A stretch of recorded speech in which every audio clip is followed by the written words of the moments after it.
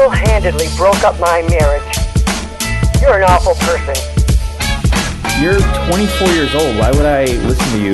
Why would you be giving therapy and advice to people who clearly need it? It doesn't make any sense, Ari. This is a horrible idea. You're listening to unlicensed therapy with Ari Manis. Is this ASMR?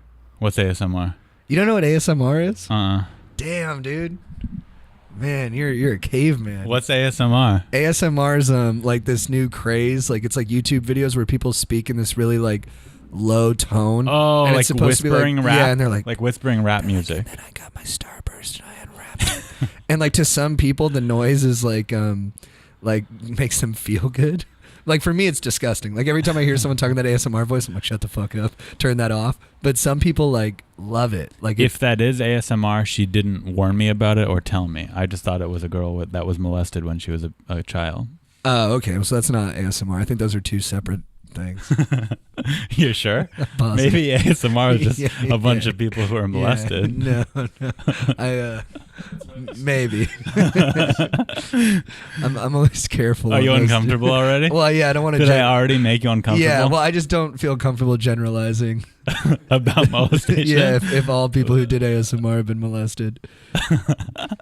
I don't know what ASMR is, but I'm pretty sure everyone who does ASMR was molested. Yeah, I mean, I'm gonna try this juice you got me, dude. It's so good, man. Thank you for the juice. It's hard to watch me watch you not know how to do it, to unscrew it. But now I feel like so you take that off, and now you just feel pop like it. a little boy. But make sure you shake it. You opened up my juice for me, and now it makes me feel like a little boy. You're my sweetie. Yeah, shake it up, shake it up. Is it twist off or you? Now you pop it. Now you pop it. Okay. Yeah. But it's really good, man. It'll give you a pep in your step. This looks like it was $15. How much was this juice? They're expensive. They're $10. Wow. $10 a pop. Yeah. Thank you. I'm gonna keep this. Thank my I'm dad. gonna keep the jar. Yeah. If you bring it back, you get $1 back. This is worth more than $1 to me. But sip it. I want to see you sip it because it's gonna give you a boost right away. That's good juice. You feel that right away, right? Yeah. You taste the. Do you want to sip? I feel bad because there's a third person here, and I didn't know he was here, so I didn't bring juice. What is that I'm... That's what's the ginger. Giving me that? That's the ginger. I've heard from other people it's the ginger. I'm not sure. Have you ever tried making your own juice? No. I used to make my own smoothies, but that's not juice. Wow, I feel like a new man almost. It's really, really good. How often do you have these? Almost every day. Wow. This exact one? Yeah, most of the time. I get tropical greens sometimes if I'm feeling like I want something sweeter. Do you think I'm going to wake up and have a six-pack? Don't you already have a six-pack? Yeah. You're such a nice guy. Aren't you already so fucking shredded? You're such a nice guy. Do you consider yourself a sidekick? Yeah, for sure. Yeah. I mean, I think I come up with a lot of stuff, but he's definitely the tip of the spear. Mm-hmm. Yeah. Sometimes it gets to me. But he's very generous. When you are on when you're on Fox, for example, when it's you and Chad, when you're on Fox News with Chad, do you ever worry like, oh, am I taking up too much airtime? Should I just sit back for a second and let Chad do his thing for a while? Do you think about that at all? Yeah, for sure. You do? Yeah, because we're like we're like a jazz band, baby. I don't. It's more like when I remember like this first time we went on, I like pretended like I was tuning a guitar, and I was like, baby, like whatever you need. Like if you need me to play rhythm, I'll play rhythm. If you need me to play some lead, I'll play some lead. And I'm just like. But how do you know? When just because you guys are friends, you just feel it in the moment. Yeah, and it's just like rapport. Yeah, you've done it enough to where you trust each other. And sometimes we step on each other. You know what I mean? You're like, hey, bro, you're stepping on me or something like that. You'll say that? Yeah, sometimes. You said, hey. Yeah. He'll say, hey, let daddy work for a second. The thing with Chad and I is like, we're both like impossibly polite. So yeah, you are both nice guys. Yeah. It's very like, it might be easier sometimes if we were rude, but we're both like very like heartfelt about it. We're like, hey man, like you're stepping on me a little bit, dude. And then the other dude would be like, oh, my bad. I feel like I'm not, but I understand where you're coming from, so I'm gonna try not to do that anymore. And the other guy's like, I appreciate you. And then we like hug. Before you, there was a different sidekick. Yeah, Bodie. Good dude. Yeah. Like, what's your relationship with Bodie now that you've kind of taken over as number two? And he's kind of who knows what number he is. I feel like he's not even number 3 at this point. We don't. He's number 7 or 8 probably. Yeah, I don't like hierarchies. But Yeah, but I just made one, so it exists now. Yeah, exactly. Yeah, but if I'm agreeing to the hierarchy you established, we don't talk like day to day. If I see him, I like shake his hand and like say what up. You know. What if you're on a show together? That hasn't happened yet. If we were on a show together at this point, I'd probably want to talk to him. Your last show, there was only 5 people there, but sometimes that's what I want. I love it. I love 5 people. Like sometimes a packed show is awesome, but sometimes you go, oh, I'm kind of relieved that there's not a hot show here. I'm such a pussy. I love it. If there's 5 people, I'm like, perfect. I know how to talk to 5 people. I've been doing that my whole life. Yeah. When there's like 80 people in there and it's like a packed room, it's like tight and there's bodies everywhere and everyone looks kind of smart. I'm like, what the fuck, man? Yeah, exactly. Like, I don't want to fucking be like, this is going to be hard. I've known you years now.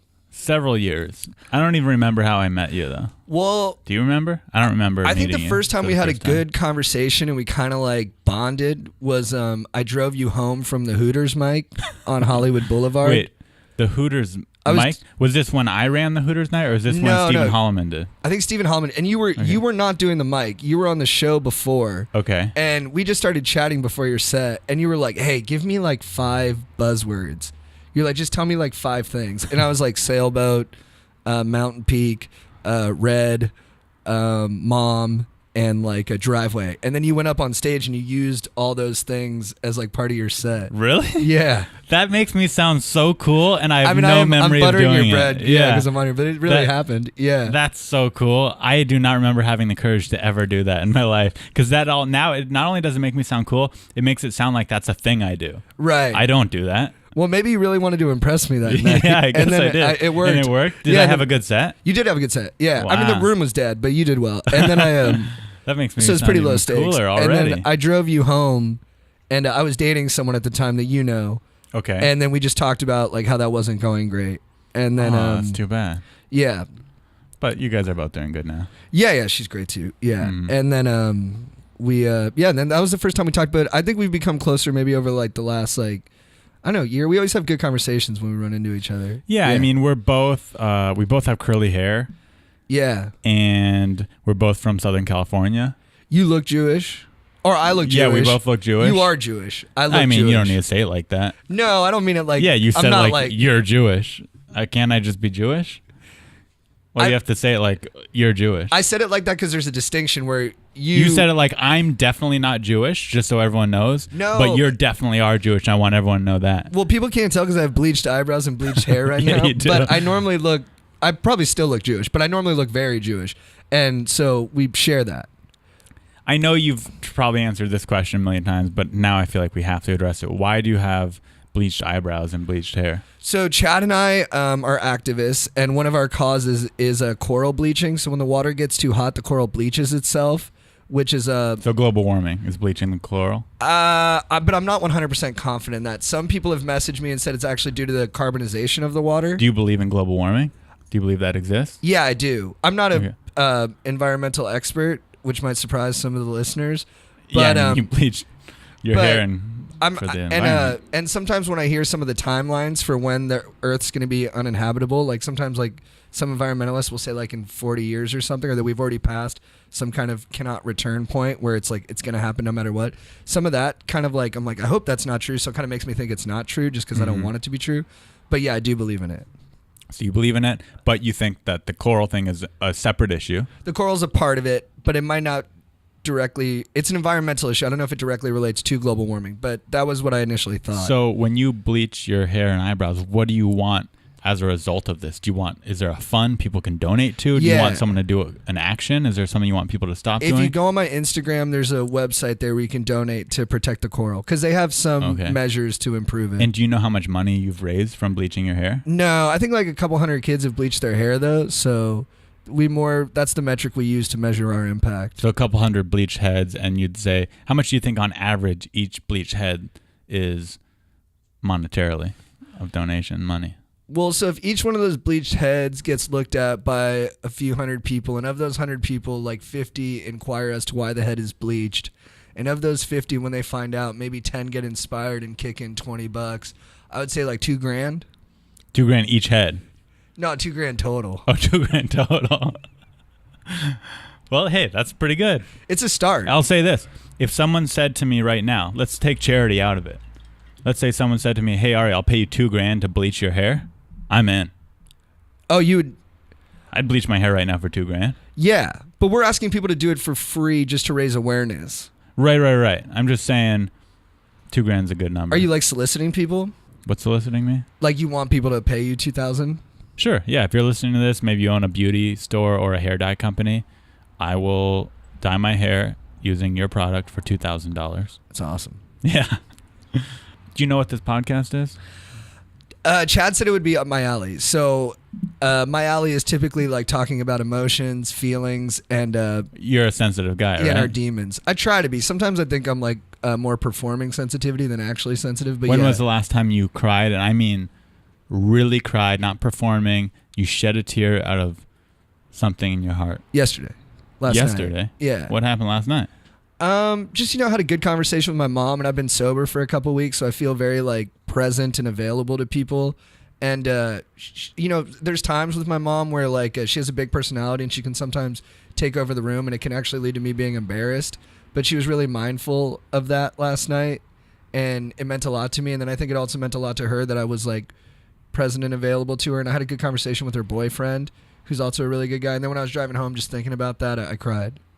Oh, so you didn't cry with her. You held it in. I got teary-eyed with her. Yeah, when I was hugging her. I gave her a nice, deep hug. But then as you were going home by yourself, yeah, you had a little cry sesh. Yeah. And it felt good, though. Yeah. It was a good cry Yeah, sesh. I love to cry. Yeah. You love it. Yeah, I love it. Do you like watching sad movies to cry? I do. What was the last sad movie you saw that made you cry? I cried during First Man. That's the new one, right? Yeah, the Gosling movie where he plays Neil Armstrong. One. It's really good. It's long, and it's a little bit too obsessed with like the character's repression, but it's really good. And then I saw The Hate You Give, which is like a like kind of like really socially relevant movie about like a African American girl who gets caught up in like a Ferguson situation where she's like the key witness and like all the things that go on around that, and like obviously. So it basically made white guys look bad in that one. That was the evil white guy movie. So it is an evil white guy movie, but the movie was very generous to white people because it gave us her white boyfriend, who is like a fucking sweet dude. So they're like, yeah, white guys suck, but there's a couple good ones. They threw us a bone. Yeah, nice. And that was really nice, and that made me cry. And then the whole movie made me cry over and over and over again. Oh, you're saying that alone made you cry, that they threw white guys a bone? Yeah. Because I thought that was really generous. They didn't have to do that. They do have to do that. Well, no, they don't have to. I mean, it might help the overall it's a tough bottom line. time for us right now. I'm not. We need all the bones we can get. I'm not discounting that, but I don't think anyone's obligated to do it. You know what I mean? Yeah. And the fact that there's no rules. Yeah. Yeah, and I don't know if they. I don't think they did it for cynical reasons. I think the director genuinely was like, you know what? There are some good white dudes out there, and this dude's one of them. Was it a black director? Yeah. Okay, so he's like. Maybe he had a white friend that was like, "Hey, dude, can you hook up one of us? Like, just make one of us look You don't good." think he could figure it out on his own, or already thought that? Whoa, I wasn't saying anything about that.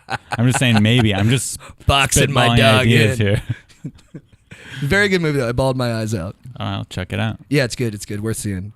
I went with two of my buddies, and they were on blow. Wait, did you know that ahead of time? No, I knew they were partying because we were at a bar before that watching the Laker game, and they were knocking back beers. Who goes and watch? Who goes and parties and then wants to watch that kind of movie? I dragged them. I was like, "Hey guys, you want to?" Because I love seeing movies, and I was like, "Hey, you guys want to go like see a movie at like 11:20?"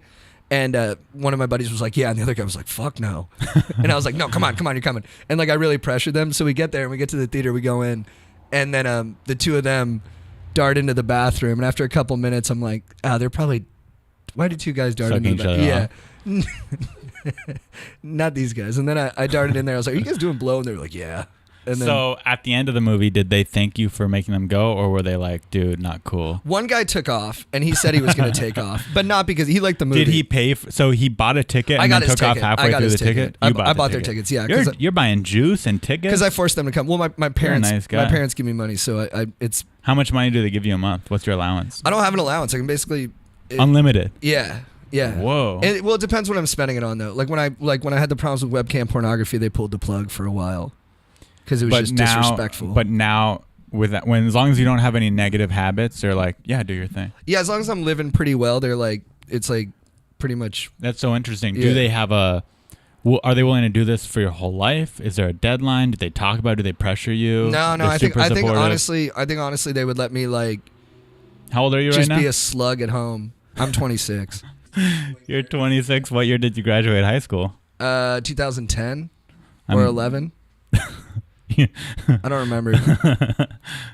All right. So you're Yeah. 26. Your parents throw you some cash. Yeah. Do you feel guilty about that at all? Do you have this pressure like I don't want to take money from them. I want to make it on my own? Yeah, a little bit, but not really much. You're okay. You're fine with it. Yeah, I mean, You've come to terms. I work pretty hard and I'm pretty ambitious, and I think I'll be financially autonomous actually sooner.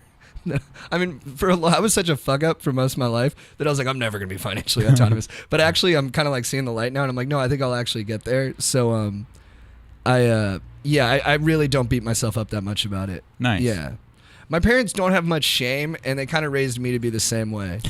And we especially don't let like other people shame us. Oh, I much. wasn't trying to shame you. No, not at all. But I mean, that's something that most people have. Like, because I've dated people or been friends with people who are like, they're like, I can't take money from my parents. Like, I just don't have it in me. I'm and still like, on my family plan for cell phone. right. And like a lot of Yeah. people feel like a ton of guilt over that. And like I'm fine with it. when I've dated people who had like parents who were affluent, and they were like, I crashed my car, I can't call my dad and ask for money, I'd always be like, fucking do it, dude.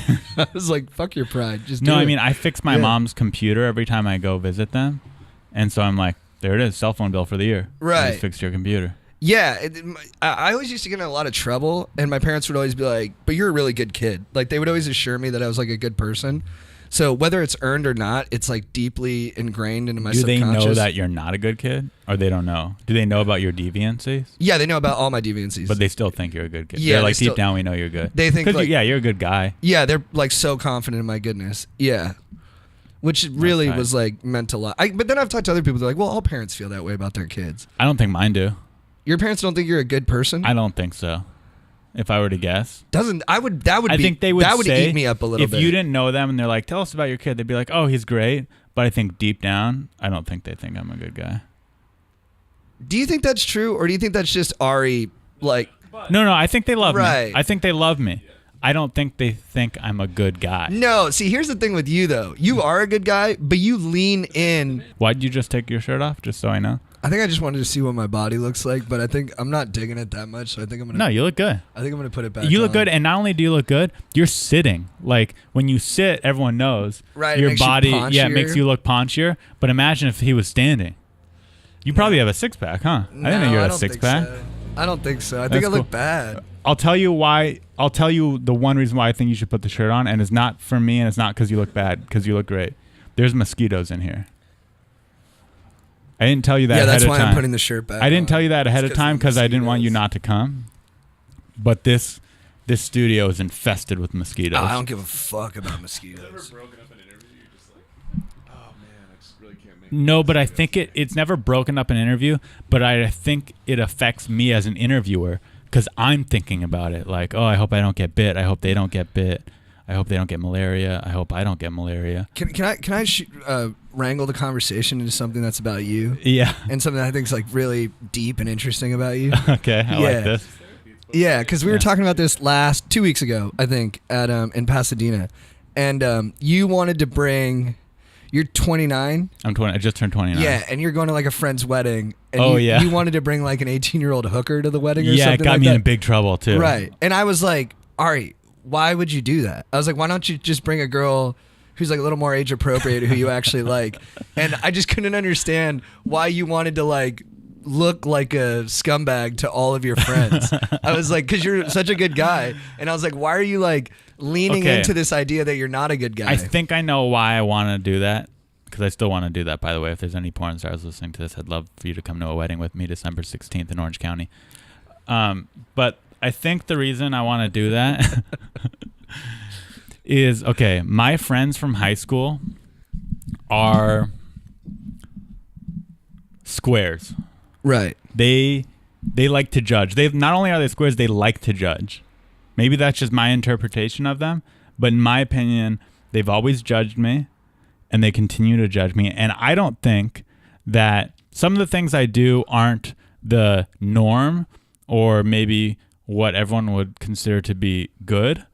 But as you know, I'm a good guy. So I think if I brought a porn star to a wedding, there's nothing wrong with that. Right. But they would judge me for it, so I want to do it. So I totally get that, because what you're kind of saying is like, look, I'm a good guy even though I'm doing this thing, and you can judge me for it, but I know I'm a good guy even if you judge me for this. Yeah, but so I'm like sticking it to him. But that's what I think is the part that makes it a little disingenuous, is that you're preemptively like running in with like, my therapist calls it like wiping my butt and showing people my shit, because I do the same thing. Yeah, I think I'm guilty of that. You're like running in with like your shit, and you're like, oh, judge me for my shit, and it's like, well, that's what they're doing is not right, but what you're doing isn't right either. Yeah. I have a couple follow-up stories with this. One time I was on the road with Pauly Shore, the Weasel. I'm familiar. And the Weasel. And we went to this restaurant called Twin Peaks. Have you heard of it? No. It's like a mountain Hooters.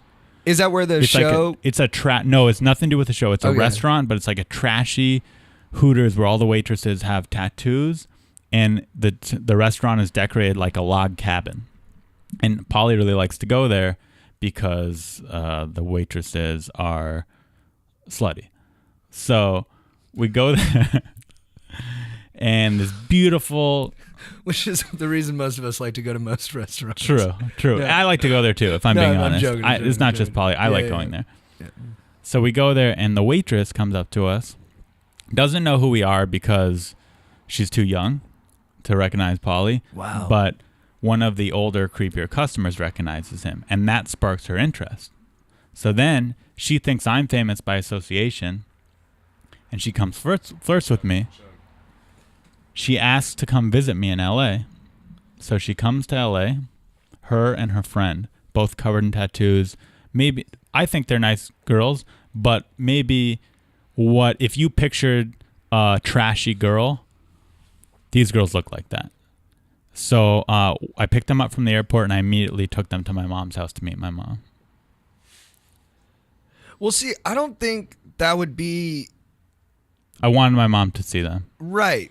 See, the thing to see me with them. Right. That's what I don't like about it, is that like if you genuinely liked her and you were like, Mom, meet this girl who's got a lot of tattoos. Yeah. And I know you and might it wasn't prejudge. that. Yeah, you were just like... Yeah, so I'm guilty. You were like, oh, you know what would be like the funniest thing is to watch my mom like get uncomfortable seeing these people. Yeah.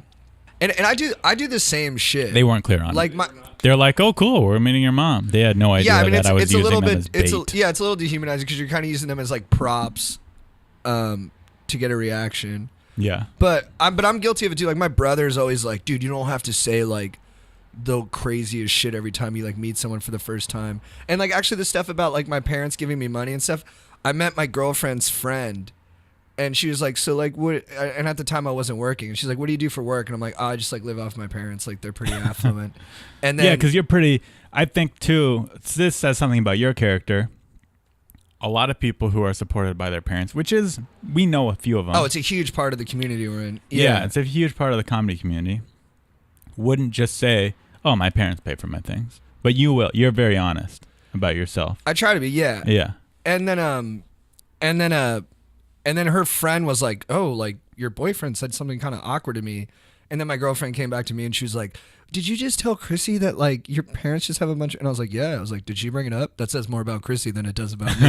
and then it was like, it wasn't like I was doing it in a way, like I was partially being honest, but I was also like kind of... Yeah, you like saying messing with her. Yeah, I've learned to like it because I used to be like deeply ashamed of it. And at this point, it's like a badge of honor that I'm honest about it. Yeah. When I'm around my parents' friends and they go, oh, you're in LA, how's comedy going? I go, it's great, but I sell weed to get by. Right.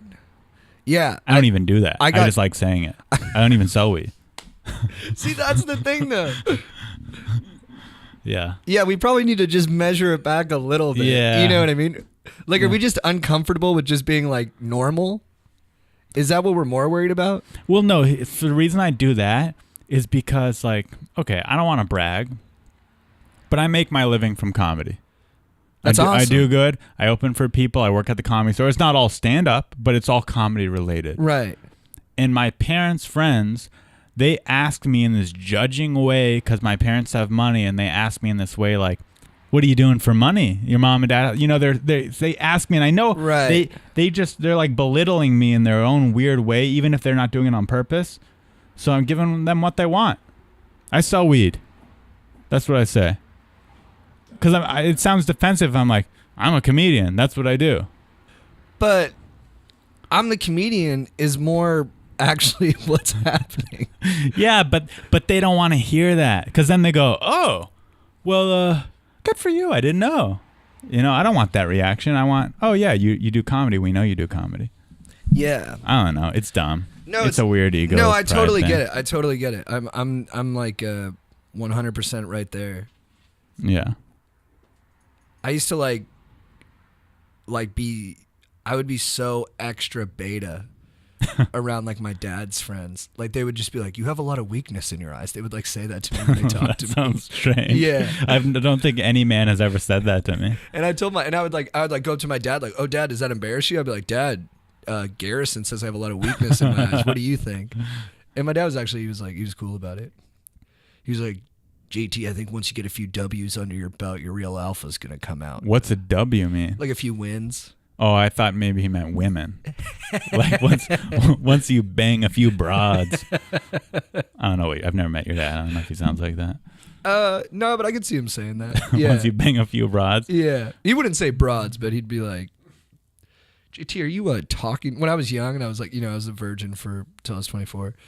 I don't think I knew that actually. Oh, you didn't? Yeah, my dad would come up to me and he'd just be like, "JT, are you talking to any women?" So he wouldn't say, "Are you gay?" He would say, "Are you talking to any women?" No, and I guess... Did he ever think you were gay? I guess he did a little bit. He never told me directly. But he told you later? He told, I thought you were gay for a minute. My friend's dad, who was like a big alpha male, was like, he's from Scotland. He was like in the military. He's like, "Hey, JT, your fucking dad thinks you might be gay." And I'd be like, "Finley, shut up." "No, he doesn't." He's like, "He does." And I was like, the dad said this. The dad. And then his two sons would be like, "Yeah. Yeah, you're gay." Yeah, your dad thinks that because you don't hook up with chicks. My youngest brother just came out of the closet, as you know. Yeah. And none of us knew he was gay. None of us had any idea. So, but you said after finding out, it kind of like... There were some things, if looking back now. It connected some pieces. But still, I had no idea. So who cares, right? No, who cares if you're gay? But one time I did cry to my dad. I went up to my dad and I was like, "Dad, you wouldn't love me if I was gay." And I started crying. That's the gayest thing and ever. he was like, "Are you gay?" And I was like, "No." I just the thought that he wouldn't love me. On drugs? No, dude. I was just a fucking teenager. How old? I was probably 16. You were 16. You went to your dad.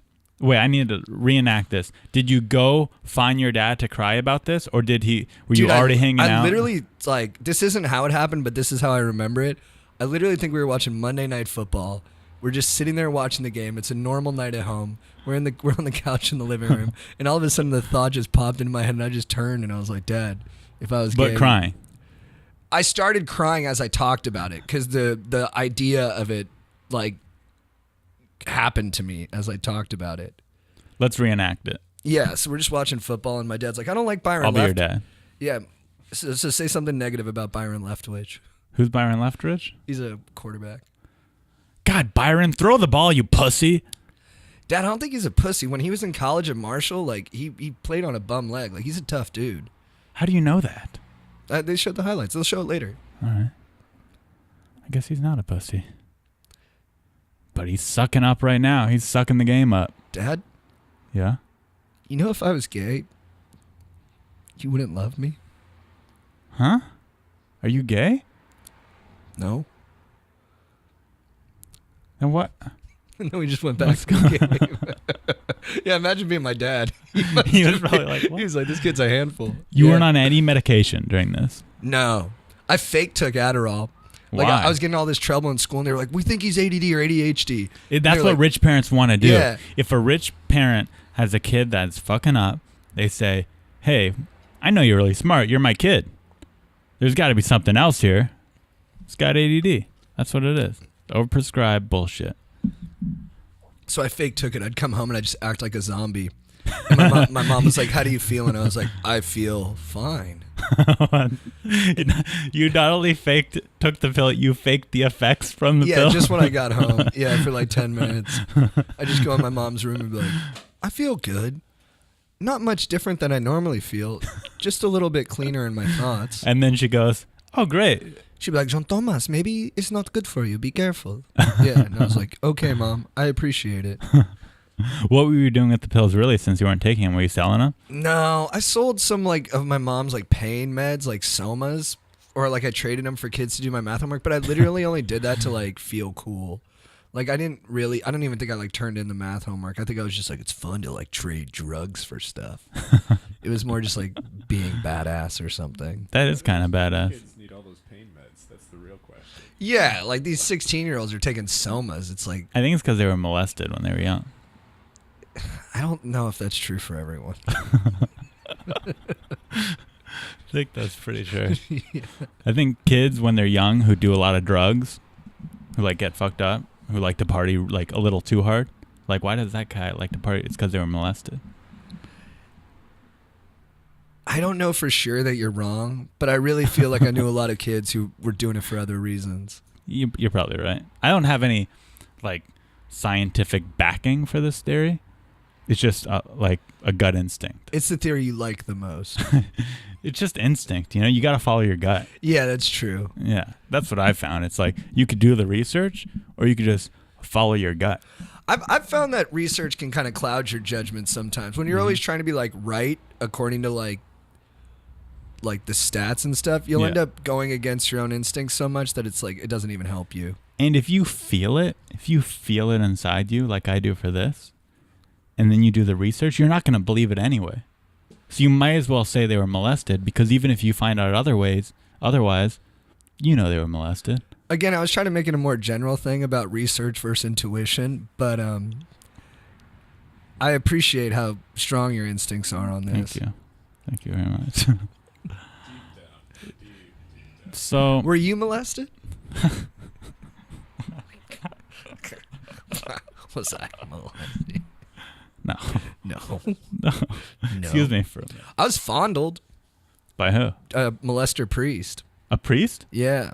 Is he still around as a priest? No. So it's funny. Well, it's not funny at all, actually. But it's funny the way you say it. We'd always I went to Catholic school, and we'd always be like, "Man, Father Pat's kind of a creep, huh?" Like, you ever notice the way he like rubs your butt? And he would do it in front of everybody. Like, I'd be at an assembly in the morning, and he'd be like, he was like Irish. He'd be like, JT, come here and sit on my lap. And I'd sit on his lap, and I was like, 10 or something. And he'd just fucking sit on his lap, and he'd rub my ass in front of everybody. And then we'd all be like, man, Father Pat's kind of a creep. And we'd tell our parents, and our parents were like, dude, he just loves you so much. And he just thinks of you guys all as like his children. And we were like, all right. And then the big scandal broke, and we came to school the next day, and he was gone. They flew him back to Ireland. So, do you think he's still a priest in Ireland? Oh man, that's crazy to think about. They don't care over there. Yeah, he might be, dude. I fucking pray to God he's not. Yeah, that would not be chill. Yeah, he was a perv. Yeah, and a great talker. Wait, but he wasn't fired for rubbing your ass. He did something to someone else that was much more extreme. So he fucked a kid. Another girl had genuinely accused him of molesting her, and the school took his side. She left the school, and then the scandal broke, and it kind of like retroactively verified what she had been saying. Wow. And then he took off. Wow. Yeah. That's nuts. Yeah, he was just crazy. I'm glad you're okay. I'm glad nothing happened to you. Yeah, I got off lucky. Dude, he did one time. I've told this story before, but he pulled me into he pulled me out of class and pulled me into like a teacher's office or whatever. And he was like, hey, I visited Mrs. Donahue, who was like our school librarian who was dying of cancer. And he's like, her last words to me were, tell JT to stop hurting his parents. But I think he just made that up to how are you hurting your parents? That's the thing. Is like he was just saying that like me getting in trouble at school and stuff. But he made it seem like it was like, yeah, you took that to heart. I took it to heart. I was like, oh my God, this like dying woman, like that's like what was on her mind. And I think he was just saying that to me, maybe to get me to behave better, but also maybe to like. It probably worked for like a week. Yeah, I forgot about it 10 minutes later. Yeah, you go back to class and start spitballing the teacher. Then I went to recess and I was like, where are the nerds? I was like, you can't play with us, Johnny. How's everything now? Are there any problems you want to talk about? Dude, I've been doing really good lately, man. Honestly, not to be like cocky or anything, but I've been, I came out of a breakup and I was struggling a little bit. I was smoking a lot of pot and watching a lot of webcam porn. I have like a porn addiction problem. Oh, that's right. Yeah, but I've been in the program SAA. I'm not supposed to talk about it publicly, but it's great. I don't know what the You're not telling other people. You're allowed to talk about you in it. You just can't talk about other people. Right. I think Who's so. the most famous person you've seen in it? I can't say. I know. I just went for it. Yeah, but really, I've been in the program for like a year, but I was doing more of like a harm reduction model. Like I wasn't doing like the best work, but these last couple of weeks I've been. It's funny. I have no hindsight. Like if I've been better for a week, I feel like I've been better my whole life. Hey, one day at a time. Yeah, right? and I feel really good. I've been super solid. I think a lot of people hear that you have a porn addiction. I think there's going to be two reactions from the male audience, which is pretty much my whole audience. Everyone's got a porn addiction. I think one side they're going to be like, do you really have a porn addiction? We all watch porn. And then I think the other side will probably be like, I think I have a porn addiction. Yeah. When do you know that you have an addiction to porn? Well, I don't know about for everybody, but for me, my erection never worked with women because I was watching so much porn. Okay. So it affects your actual sexual life. Right. And that doesn't happen to a lot of people. Two, like, I was wasting a ton of money on it. Like, I spent, like, a just ridiculous And it wasn't amount of even money. your money. It was my parents' money on webcam porn. Yeah. And, there might have been a ton of, like, crazy psychology that motivated it. But I was when I got really bad, money. like, 2 years ago, and I already knew I was an addict, but it got deeper because I'd just been watching regular porn, and then I got into the webcam porn, which is, like, a way bigger hit for your system.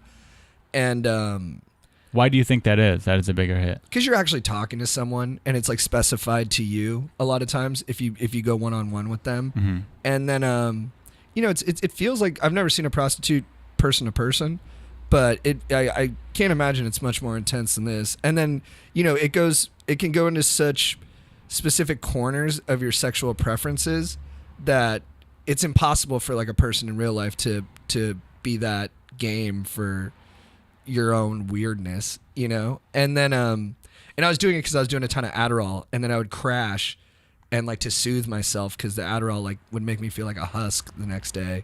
I just watch a ton of that, and then it broke my brain. Like I just started having like horrible anxiety. I started like literally I'd be like seeing things. Like my anxiety was so high because I was jacking up my like adrenaline. What so kind much of things from all were you this. seeing? Like hallucinations? Yeah, like hallucina- animals? No, I'd just be like, oh, there's someone over there, and there was like no one over there, and I just like spaz, and then I got so afraid, I like literally was like, maybe I have to like kill myself because like I'm not in control It was of my making brain. you suicidal. Yeah, and I'm a Holy pretty shit. happy guy. Yeah, you are. And then so I was like, all right, I have like a genuine huge problem. So then you went to the meetings. So I started going to the meetings more hardcore, and then like I stopped doing it. And then I dipped back into it a little bit a couple months ago after I had a breakup, and then I got sad again, and I was like, all right, I need to like. Then a suicidal thought popped again, and I was like, all right, well, Damn. time to get better. So I put like Net Nanny on my laptop, which is like a blocker, so I can't. Oh yeah, you're talking about. Yeah, that. I can't look at anything. And who has the password to unblock it? Another dude in the program is a great guy, and like really was patient with me and spent a couple hours putting it in, just to be of service. And I really appreciate him because since then I've been sober, and I'm like. So when you break fucking your feeling sexual good. sobriety, do you typically like steal your roommate's laptop and go on your roommate's laptop for porn? How does that happen? No, I've never like. And I don't want to say never, but like I try really hard to like, even when I'm spiraling, to keep my fucked upness to just me. You know what I mean? Mm-hmm. Like I don't want to betray. That's probably why the webcam thing was like so devastating because like my parents like they felt betrayed. You know what I mean? Like my mom called me, like she was crying. She was like John Thomas, like I don't know if I can believe, and I'm very honest with my parents. Why did they feel betrayed by you having a webcam addiction? Because they told me to stop. They were like, stop. Oh, and you're like, I will, and I was like, I will, and I wouldn't, and I didn't, and it went like, they probably gave me like 4 or 5 months, and I just kept each month just doing it. Yeah. And then it broke their spirit, and like I'm really really honest with my parents. Yeah. And then my dad stopped believing me. Like I'd tell him something, he'd be like, I don't know if that's the truth. Of other things, Of not like, even porn like related. anything I said. I just like eroded our trust. So that was like a really hard bottom. And then I was like, all right, I can't do this. But you got that under control now. You're doing good. Yeah, I do have it under control. Yeah, I feel good. That's yeah, great. and I feel really, dude. I've just been super productive. I'm much more available to people. I'm just like working out a ton. And Yeah, just, I like, mean, I saw you without a shirt on. Thank you. You look great. Yeah, that's probably why I ripped it off. And then, I just feel great. So the longer I can stay away from it, the happier I'll be. I'm for proud sure. of you, man. Oh, thank you, dude. That means a lot. Thank you. And there was another problem you said you had. I guess it was the Adderall one I referenced. Oh yeah, to. the Adderall problem. But you're not on Adderall anymore. No, I haven't taken it in a year and a half. So you got now. both. You're good. Yeah, I kind of feel problem free right now. Actually, That's great. I really feel like myself, and I felt really good being myself. Well then, okay. So I have a new segment for the show, and that is Does that sound like is that rude to say? that you're problem free. I mean, everyone's got problems, but maybe you have nothing major. You're happy. You're feeling good, and I think that's a great thing. Yeah, I do. I do. So that's awesome. But Besides the eyebrows. I mean, but that's for the world. That's a selfless act. Yeah, it's for a cause. You're being selfless with that. Yeah, I mean, I hope it gets me some publicity, but other than that, it's selfless. I think it already did. Yeah. You already got publicity. Yeah, that's You're trying to true. reignite it, I guess, with the new Bleach. Just doing a second beat on it. Yeah. Yeah, I think. It's not. Oh no, you already filmed it. You said today, right? We filmed it on Saturday. Yeah. Because you know what else is? Because last time you went on there, you were bleached, right? Just the top part. Yeah. Oh, just the top. So okay, never mind. Yeah. I was gonna say it'd be also kind of funny if you came in and it was just like you were half bleached, but you already did that. Yeah, I've already done that. Okay, so because you're problem free, I have a new segment where me and you are gonna give advice to somebody else. I love doing that. Yeah, that's what we do on our podcast too. Okay, well I didn't steal it from your podcast. You stole it from mine. Fuck you.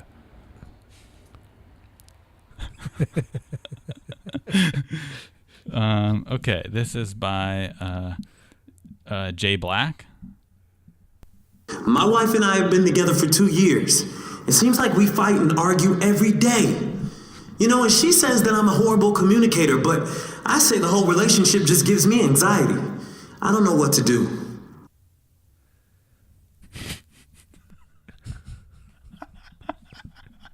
Why does it sound like that? Should we listen to it one more time? Why was he talking to you in private in like a sewage pipe? My wife and I have been together for 2 years. It seems like we fight and argue every day. You know, and she says that I'm a horrible communicator, but I say the whole relationship just gives me anxiety. I don't know what to do.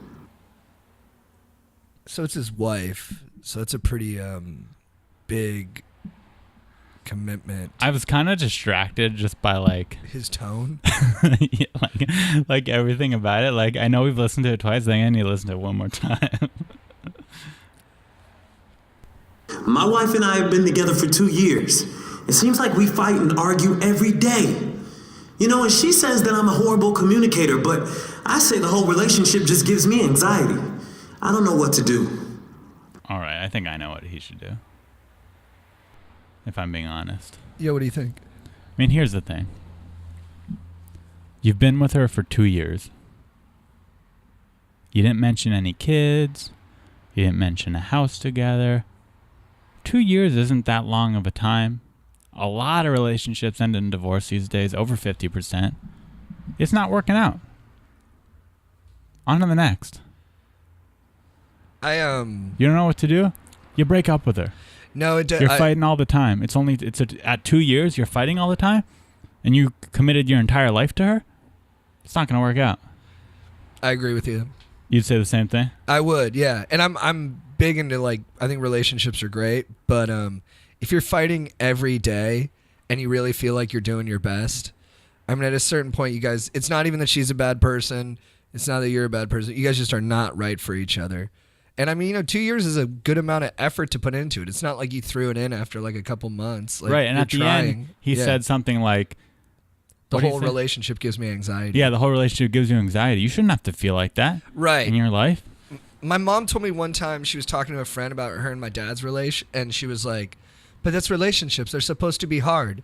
And then the other person was like, no, they're not. Yeah. And I think a lot of us get stuck in thinking that, these things are tough and we got to work really hard at them and that's what makes it valuable. But I actually think that's kind of a losing game to play. Yeah, the relationships are supposed to push you up. Yeah. not bring you down. Be a Zeppelin, not an anchor. 2 years. You sound young, at least. You didn't say how old you were, but you sound young to me. And, you know, I think a lot of girls, when you tell them that you're divorced, they find that attractive.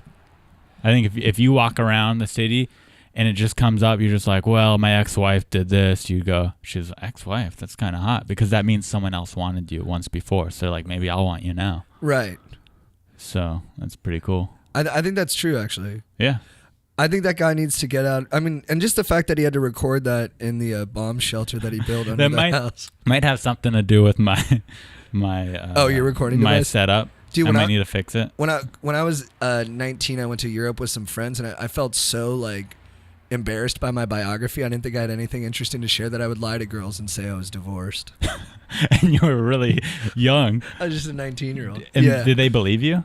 Of course, but I don't think it like actually. It didn't make you sound cool, because if you're 19 and divorced, they're like, why'd you get married when you're 19, you dumbass? I wanted to seem like romantic and like I had a lot of life experience. I was probably overthinking it. One time for a weekend, I told everyone I met that I was a doctor. Well, that didn't work. That makes a little more sense. Oh, well, you know, I was like, girls love doctors, right? Yeah. My dad's a doctor, so I could bullshit my way through it. What kind of doctor did you say you were? I think I said I was a general physician. Nice. I can't really remember. Yeah, keep it broad. Yeah. But no, I still didn't get laid, so. You're like, I'm a cardiologist. They're like, what a weird doctor. Why is he so open about the rest of his life? Yeah, because you have your performer like personality, but right. you're a doctor. Yeah, they're like, is he funny or is he just a creepy doctor? Yeah. Okay, let's do one more call. This is from Daniel Heaton. Dude, we've been going for 55 minutes. Is that too long? Do you need to get out of here? No, I could go all night, baby, but Okay. like that's just this time flies. Yeah, time's flying when we're having fun. Yeah, I'm having a good Thanks time for with you, doing brother. it. Yeah, thank you for having me. Okay. Oh shit, that one. This is a 2.5 minute call. I'm not listening to that. What's this one? Someone's like, I'm This about one's to, only 17 I'm about seconds. to kill myself. This is from Anthony Skip. Papastrat. Is that a real name? Anthony Papastrak? That's what he said. Yeah, I think I know him. Right. Hi, I'm calling because I recently got laid off from my job and now I've turned to substance abuse. So I wanted to talk to a therapist about how to get my life back on track. I mean, this is a pretty simple one. Yeah. Substance abuse? Yeah. Complicated in terms of how it feels, but yeah, pretty easy in its the action steps. You Maybe quit he needs doing to- drugs. Right. You know what your problem is. You just said it to us. You know you got a problem. That's step one, is you have a problem. Step two, you conquer that problem. If you can't do it on your own, you seek help. You go to meetings. You find... Yeah, I would definitely recommend that. Yeah, go to meetings, see a doctor. I know they also have... Nowadays, they usually have some sort of other drug to get you off the first drug you're hooked up to. So he didn't say what substance he was addicted to. Right, if you're like on heroin, they give you methadone. Yeah, so whatever substance you're addicted to, I bet you they have things for that. Now, it's easy for me to sit here and just say, get off the substance, but, you know, if you need to go to rehab, go to rehab. If you need some support, go to a meeting. If you need a drug to get off, if it's one of those drugs that causes relapse or what's the word, come downs or withdrawals, Yeah. there's probably a drug for that. Yeah, I think... You might be able to better comment on this because you've had some substance abuse issues. No, but I think you're right. I mean, it's. I think it's good that he wants to see a therapist. You know, you can get to the root of like... I'm the therapist. Oh, I'm licensed okay. therapy. Yeah. Why'd you smile like when you found out that I'm the therapist? Why does that make you smile? Why can't I be the therapist? No, you totally can be. I mean... Yeah, I can be. I sure can be. It's unlicensed therapy with me, your host, Ari Manis. I agree with you. I think he's got to get off the stuff. I might still get a therapist on top of Ari. What? Who works in conjunction with Ari. Like you're saying that I would talk to his therapist? Yeah, like you guys are like... I don't want to do that. Yeah, most therapists don't. So listen, no, if I'm not I had good I had a enough... therapist and I said I was like I'm going to see you, and I think I still might see my old therapist. My therapist was like, I'm not doing that. Yeah, they're going to fight. They're going to be like, you're going to pick favorites. They're going to be going in on each other. But Suzanne said... And I'm going to say the same what thing. Suzanne said. I'm going to say, what was that guy's name? Anthony? I'm the only therapist you need. Don't listen to John. I could help you get through this. Call me back next week and keep me updated on this problem. Don't see anyone else. In fact, you don't even need meetings.